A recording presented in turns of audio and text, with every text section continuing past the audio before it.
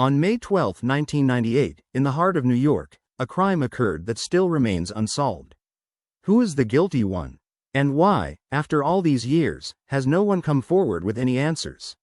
The center of the crime was the death of Marina Hayes, a well-known director from a famous magazine. Her body was discovered on a street corner. Her death had sparked much interest at the time because Marina was not just any journalist, but a prominent figure in the media.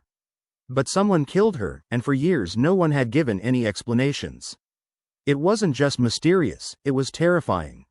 Detective Jorge Ramirez was the first to take on the case. However, his initial investigation yielded no results. Naturally, the crime scene was thoroughly analyzed, witnesses were questioned, but no one could provide any clues linking Marina to anyone. One day, as Ramirez was nearing the end of his investigation, he discovered a letter on Marina Hayes' desk. The letter looked simple, but one thing stood out. To uncover the last dream, someone decided to take my life. After reading the letter, Ramirez realized what was hidden within it.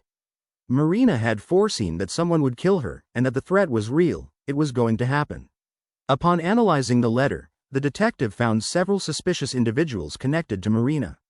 One was a former colleague from her workplace, and the other was a journalist who had tried to establish a romantic relationship with Marina.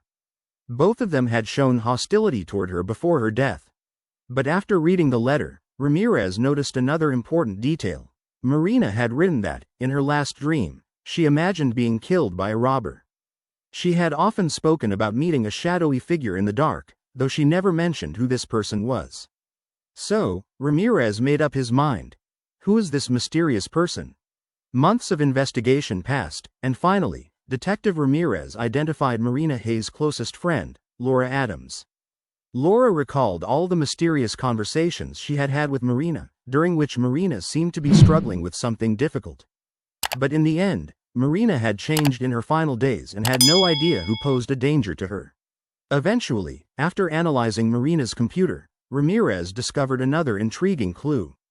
Marina had left some final notes in a place where she had once chatted with someone who seemed to have made a decision to harm her. And that person was none other than her former colleague. But another question arose. If this person was responsible for Marina's death, why didn't he just kill her outright? Why had he tried so hard to cover it up? Was there another killer involved? Or was this the only person responsible? Detective Jorge Ramirez finally uncovered the truth. Marina Hayes' death was part of a twisted, personal drama. In her last days, she had understood that someone had made the decision to kill her, but the reasons went deeper than just an external threat. Her death was tied to someone she had known, someone she had once trusted, but the whole story remained shrouded in even more mystery than anyone had imagined.